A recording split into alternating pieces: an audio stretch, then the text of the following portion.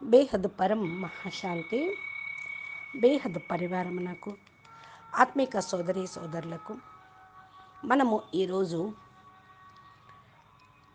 గీతా సారంలోని 7వ అధ్యాయం నుండి 18వ అధ్యాయం వరకు ముఖ్యమైనటువంటి పాయింట్స్ని తెలుసుకుందాము.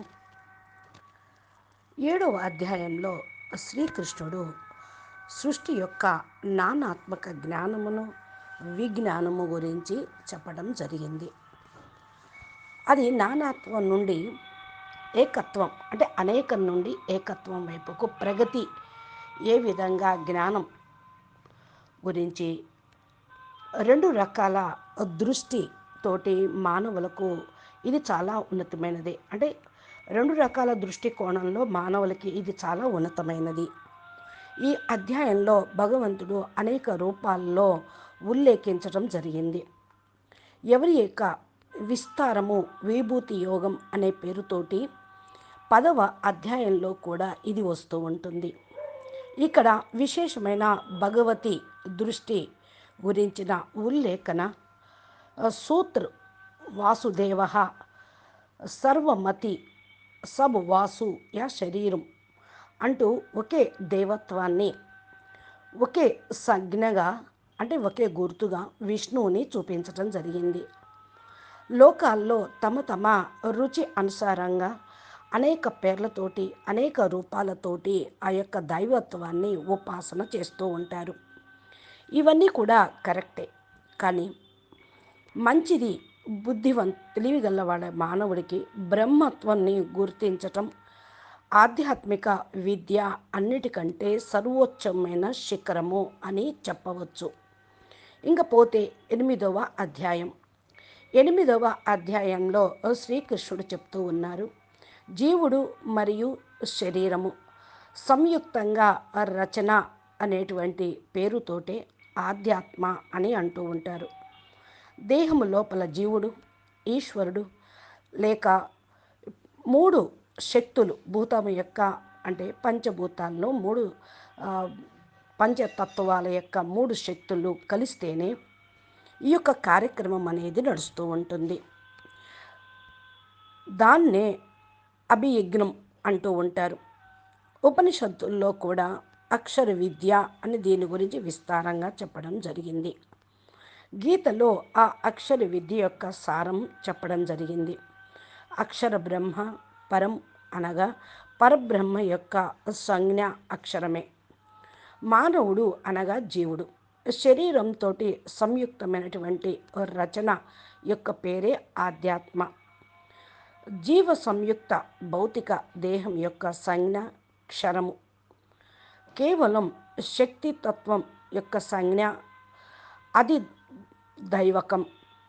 దేహము లోపల జీవుడు, ఈశ్వరుడు తదా మరియు భూతము 3 శక్తులు అంటే పంచభూతాల్లో 3 ముఖ్యమైనటువంటి సూక్ష్మ శక్తులు కలిస్తేనే ఈ యొక్క కార్యక్రమం అది ఆత్మగా ఆధ్యాత్మగా అది యజ్ఞం అనేది చేస్తూ ఉంటారు. ఇకపోతే 9వ అధ్యాయం 9వ అధ్యాయంలో భగవంతుడు అనేటువంటి కృష్ణ పరమాత్మ అంటూ ఉన్నారు, వేదాల యొక్క సమస్త కర్మకాండ యజ్ఞం అమృతం మృత్యువు సంతు అంటే అసంత్ మొదలైనటువంటి వాళ్ళు కూడా ఎంతైతే దేవీ దేవతలుగా పర్యావసన బ్రహ్మలో ఉంటూ ఉంటారో ఈ క్షేత్రంలో బ్రహ్మతత్వం యొక్క నిరూపణ ప్రధానం. ఈ విధంగా మరి వ్యక్త జగత్తులో ఏదైతే నిర్మాణమై ఉన్నదో వేదాల యొక్క సమస్త కర్మకాండ యజ్ఞము ఆ అమృతం మరియు మృత్యువు సంత్ మరియు అసంత్ ఎవరైతే దేవీ దేవతలు పర్యావసన బ్రహ్మ లోపల ఉన్నారో ఆయా లోకాల్లోకి అనేక రకాల దేవ పూజ ప్రచలితం అవుతూ ఉంటుంది. అది కూడా తమ తమ స్థానాల్లో ఉండటమే కరెక్టు. సమన్వయమైనటువంటి ఈ దృష్టి భగవంతుని యొక్క ఆచర్యంతో మాన్యతను పొందుతుంది. ఇది వారి యొక్క గొప్ప శక్తియే. ఇక 10వ అధ్యాయంలో దీని యొక్క సారము ఏంటి అంటే, ఏ ఏ లోకాల్లో దేవతలు ఉన్నారు వాళ్ళందరూ కూడా ఒకే భగవంతుని యొక్క విభూతులు. మనుషులు సమస్త గుణాలు మరియు అవగుణాల భగవంతుని యొక్క శక్తి రూపంలో ఉంటారు. దీని యొక్క సారము ఇక్కడ లోకంలో ఎంతగా దేవత మరియు ఒకే భగవంతుడి యొక్క రూపంగా అనేక విభూతులలో విభిన్న రూపాలుగా మానవుడి యొక్క సమస్త గుణాలు మరియు అవగుణాలు భగవంతుడి యొక్క శక్తి యొక్క రూపంగాను చెప్తూ ఉంటారు. బుద్ధితోటి ఈ దేవతల యొక్క వ్యాఖ్య కోరుకోకుండానే మరి ఆ లోకంలో ఏదైతే ఉన్నదో, మరి రావి చెట్టుకు కూడా పూజ చేస్తూ ఉంటారు. అంటే వటపత్ర సాయి అంటూ పర్వతానికి పూజ చేస్తూ ఉంటారు. నదికి, సముద్రానికి, దానిలో ఉండే చేపకు, తాబేలుకు. అంటే భగవంతుడు మత్స్యావతారం, కూర్మావతారం అని ఇక ఏవైతే రూపాల్లో భగవంతుడు వచ్చారో వారికి మహిమ ఉంటుంది. విశ్వం యొక్క చరిత్రలో దేవతలు సర్వత్రా కూడా వీటి నుండి ప్రాప్తిని పొందుతూనే ఉన్నారు. భగవంతుడు యొక్క శక్తి స్వీకరించటం అంటే విష్ణు రూపంలో అంగీకరించటమే. దీనితోటి ఒక కొత్త సృష్టి తయారవుతుంది. ఈ పేరుతోటి విభూతి యోగము అని సత్వ జీవి యొక్క బలయుక్త మరియు చమత్కార యుక్తమైన అన్ని భగవంతుని యొక్క రూపాలే.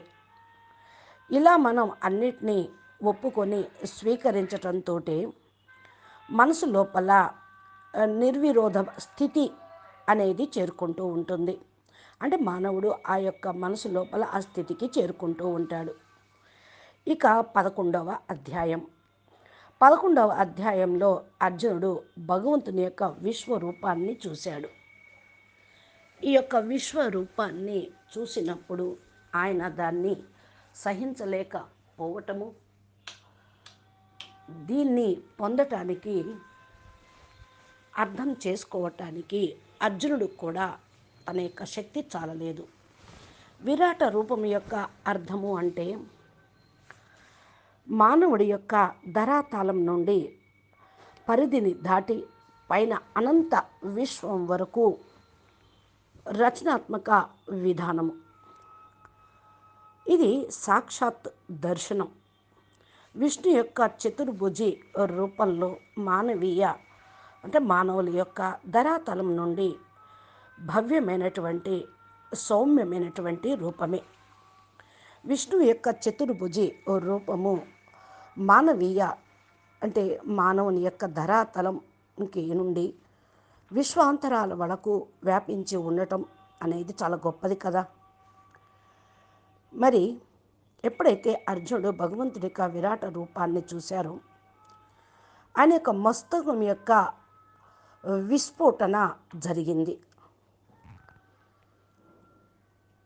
అంటే ఆయన దిశలను తెలుసుకోలేకపోయాడు, గ్రహించలేకపోయాడు. భయపడిపోయి నోటి నుండి ఏమి ప్రార్థన వచ్చింది అంటే, మానవుడి కొరకు ఏదైతే స్వాభావిక స్థితి ఈశ్వరుడు ఉన్నదో అది పర్యాప్తము, చాలు అని అన్నాడు. తర్వాత 12వ అధ్యాయము. 12వ అధ్యాయంలో కృష్ణ పరమాత్మ చెప్పింది, ఎవరైతే భగవంతుడి యొక్క ధ్యానంలో ఉంటూ ఉంటారో వారు భగవద్ నిష్ట పొంది భక్తి తోటి ఉద్భవిస్తూ ఉన్నటువంటి ప్రాప్తిని భక్తులు పొందుతారు.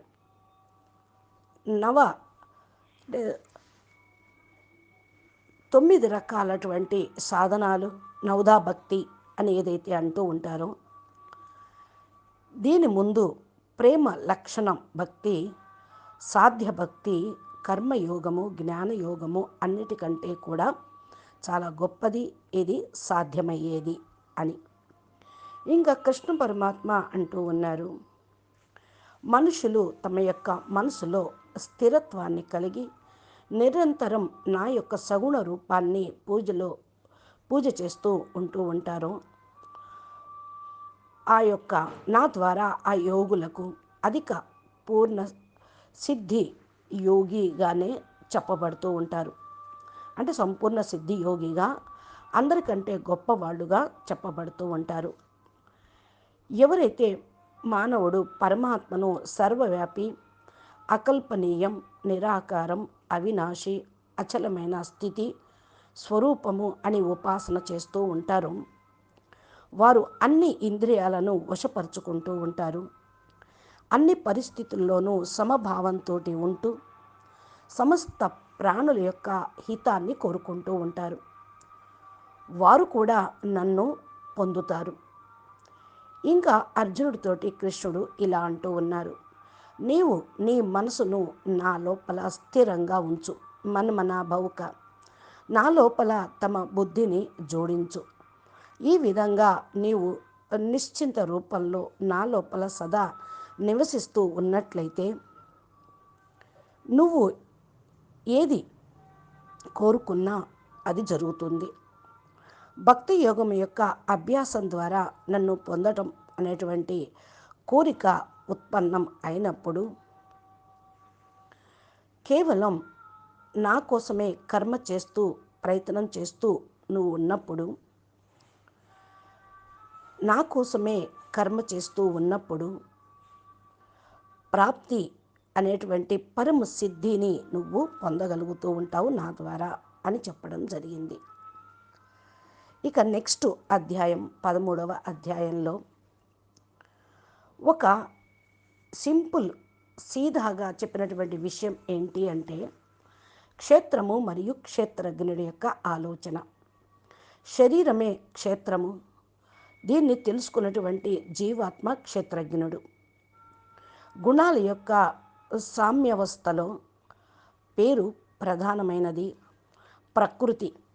గుణాలలో వైషమ్యం తోటే వికృతి సృష్టి అనేది జన్మించింది. ఒంటరిగా సత్వ శాంత స్వరూపంతో నిర్మితమైన ప్రకాశం లాగా మీరు స్థిరంగా ఉంటే జడత్వమైన కూడా నిశ్చేష్టగా ఉంటూ ఉంటుంది. రెండిటి మధ్యన ఛాయ ఏదైతే ఉందో రజోగుణంగా ఆ చేష్ట ధరాతలంలో అంటే భూమిపైన లాగబడుతూ ఉంటుంది. గతితత్వం యొక్క పేరియే రజస్సు అంటే రజోప్రధానం.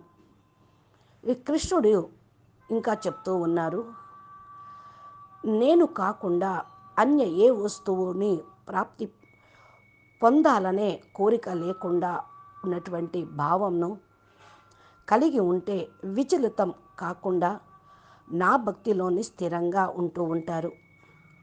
శుద్ధ ఏకాంత స్థానంలో ఉండటం అనేది జరుగుతుంది. నిరంతరం ఆత్మస్వరూపంలో స్థిరంగా ఉండేటువంటి భావన, తత్వస్వరూప పరమాత్మతోటి సాక్షాత్కారము చేసుకోవాలన్న భావన అన్నీ కూడా నా ద్వారానే మీకు జ్ఞానం లభిస్తూ ఉంటుంది. దీన్ని మించినటువంటిది ఇంకేదైనా కూడా అది అజ్ఞానమే అని చెప్పుకుంటూ వస్తున్నాడు. నెక్స్ట్ 14వ అధ్యాయం. 14వ అధ్యాయంలో సమస్త వైదిక, దార్శనిక మరియు పౌరాణిక తత్వ చింతన యొక్క భావమును సత్వ, రజో, తమో అనే పేరు గల 3 గుణాలు అనేక వ్యాఖ్యానాలు వాటి గురించి చెప్పడం జరిగింది. ఏదైతే మూలము లేక కేంద్రము ఏదైతే ఉందో అది ఊర్ధ్వమైనది. అదే బ్రహ్మ యొక్క స్వరూపము. ఒకవైపు అది పరం తేజస్సుగా, విశ్వరూపంగా, అశాశ్వతంగా, స్థానంగా ఉండిపోతూ ఉంటుంది. సూర్యుడు మరియు చంద్రుడు రూపంలో ఏదైతే ప్రకటితం అయినదో అది కూడా ఒక చైతన్య కేంద్రంగా ప్రాణి శరీరంలోకి వస్తూ ఉంటుంది. ఏ విధంగా గీతలో స్పష్టంగా చెప్పారు, అహం విశ్వానారో భూత ప్రాణియ దేవమాసిత అంటే విశ్వానర లేక ప్రాణమయి చేతనతోటి పెరిగి ఉంటుంది. ఇంకొక రహస్యం దీన్ని మించి ఇంకొకటి లేదు అని. నరుడు లేక పురుషుడు ముగ్గురు అని కాదు, చరము అక్షరము అవ్యయం మూడే ఈ మూడు ఉంటాయి. పంచభూతాల పేరులో క్షరం ఉంటుంది, అంటే వినాశనం అవుతుంది. ప్రాణం యొక్క పేరుతోటి అక్షరం అంటే వినాశనం కానిటువంటి ఆత్మరూపం ఉంటుంది. మనస్త్వం చేతన సంజ్ఞ అవ్యయంగా ఉంటుంది. ఈ మూడు ఏకత్రిత స్థితిలో మానవుని యొక్క చైతన్యానికి జన్మనిస్తూ ఉంటుంది. దీనినే ఋషులు విశ్వానర అగ్ని అని అంటూ ఉన్నారు. ఇక నెక్స్ట్ 15వ అధ్యాయంలో కృష్ణ పరమాత్మ విశ్వం యొక్క అశ్వత్ రూపంలో దీన్ని వర్ణన చేశారు. అంటే ఊర్ధ్వమూల మధశాఖ అంటూ అశ్వర్థ రూపము అని ప్రపంచం మొత్తం కూడా ఈ విధంగానే విస్తరించి ఉంది అని చెప్పాడు. ఒకే బ్రహ్మ ఒకే వైపు నుండి పరమ తేజస్సుగా విశ్వరూపి అశ్వత్థామగా వృక్షంగా జన్మ తీసుకుంటుంది. సూర్యుడు మరియు చంద్రుడి రూపంలో అది ప్రకటితమవుతుంది. ఈ సృష్టి ద్విరుద్ధ రూపంలో కల్పనగా ఉన్న ఒకటి మంచి రెండు చెడు రూపాల్లో, ఒకటి ప్రకాశము రెండు అంధకారంగాను, ఒకటి అమృతము రెండు విషము మృత్యువుగా, ఒకటి సత్యము రెండోది అసత్యము. నరుడు మరియు పురుష్, క్షరం అక్షరం మరియు అవ్యయం, ఇవన్నీ కూడా పంచభూతాల పేరుతో క్షరం మరియు ప్రాణం యొక్క అక్షరంగా, మనస్త్వం లేక చేతన సంజ్ఞ రూపంలో అవ్యయంగా ఉంటుంది. ఈ మూడు ఏకత్రిత స్థితిలో మానవీయ చైతన్యం జన్మ తీసుకుంటూ ఉంటుంది. దీనినే ఋషులు విశ్వానార్ అగ్ని అని కూడా అనటం జరిగింది. వాళ్ళు అదే విధంగా సంబోధిస్తూ ఉండేవాళ్ళు. ఇకపోతే 16వ అధ్యాయం. 16వ అధ్యాయంలో దేవాసుర సంపత్తిక విభాగము అని చెప్పారు. ఆరంభంలోనే ఋగ్వేదంలో సృష్టి యొక్క కల్పన, దేవి మరియు ఆసురి శక్తుల రూపంలో ఉన్నది. ఈ సృష్టి యొక్క ద్వివిరుద్ధ రూపంలో కల్పన, ఒకటి మంచి రెండు చెడు, ఒకటి ప్రకాశము రెండు అంధకారము, ఒకటి అమృతము రెండు విషం మృత్యు, ఒకటి సత్యము రెండు అనిత్యము అసత్యము అంటూ కృష్ణ పరమాత్మ అనేక రకాలైనటువంటి ఆలోచనలతోటి భ్రమిస్తున్నటువంటి విషయ భోగాల్లో ఆసురి స్వభావం కలిగిన మానవులకు మరి నరకం గురించి చెప్పటము, అవి ఉన్నవాళ్ళు నరకంలోకి వెళ్ళిపోతారు అని వివరించటం జరిగింది. ఆసురి స్వభావం ఉన్నటువంటి వ్యక్తి స్వయం శ్రేష్ఠులుగా అనుకుంటారు. వాళ్లకు చాలా గర్వం అనేది ఉంటుంది. ఇలా మానవులు ధనము మరియు అసత్యము తోటి ప్రతిష్ట పదవి కావాలని దాంట్లో లీనమైపోతూ కేవలం నామమాత్రంగానే కాకుండా ఏదో శాస్త్ర విధిగా చేస్తున్నామనే గర్వంతో పాటు యజ్ఞం చేస్తూ ఉంటారు. ఆసురీ స్వభావం వాళ్ళు ఈర్షతోటి క్రూర కర్మలు మరియు మానవులను అధములుగా భావిస్తూ ఉంటారు. కుకర్మలు చేస్తూ ఈర్షతోటి మానవులను అధములుగా చేస్తూ ఉంటారు. ఈ అధమ మానవులు ప్రపంచమనేటువంటి సముద్రంలో నిరంతరము ఆసురి యోనుల్లోనే పతనమవుతూ తిరుగుతూ జన్మ తీసుకుంటూ ఉంటారు. నెక్స్ట్ 17వ అధ్యాయం. 17వ అధ్యాయంలో కృష్ణ పరమాత్మ చెప్పినది సత్వ రజో తమో అనేటువంటి 3 గుణాలు ఎవరిలో ఎక్కువగా ఉంటూ ఉంటాయో వారికి శ్రద్ధ, జీవితంలో నిష్ఠ అనేవి కూడా ఉంటాయి. కానీ దాని సంబంధిత సత్వరజో తమో ఈ 3 గుణాలు కూడా ఉంటూ ఉంటాయి. అనగా ఎవరిలో అయితే ఈ గుణాలు ఎక్కువగా ఉంటూ ఉంటాయో వారికి శ్రద్ధ మరియు జీవితంలోని నిష్ఠ అలాగే ఉండిపోతూ ఉంటుంది. యజ్ఞ, జప, తప, దాన, కర్మలు అనేటువంటి విధంగా శ్రద్ధతోటి నడుస్తూ ఉంటూ ఉంటారు. ఇక్కడ వరకు మరి ఆహారం కూడా 3 రకాలుగా ఉంటుంది. దీని గురించిన రకరకాల లక్షణాలను గీతలో కూడా ఇక్కడ చెప్పడం జరిగింది. ఏ విధంగా యజ్ఞంతో, తపస్సుతోటి మరియు దానంతో ఏ స్థితి అయితే వాళ్ళు పొందుతూ ఉంటారో దాని సత్వగుణం అని అంటూ ఉంటారు. వారు పరమాత్మ యొక్క ప్రసన్నత కొరకు ఏ కర్మ అయినా చేయగలుగుతూ ఉంటారు. ఏదైతే కర్మ చేస్తూ ఉంటారో అది నిజంగానే నిశ్చింతగా సత్వరూపమే అంటూ ఉంటారు.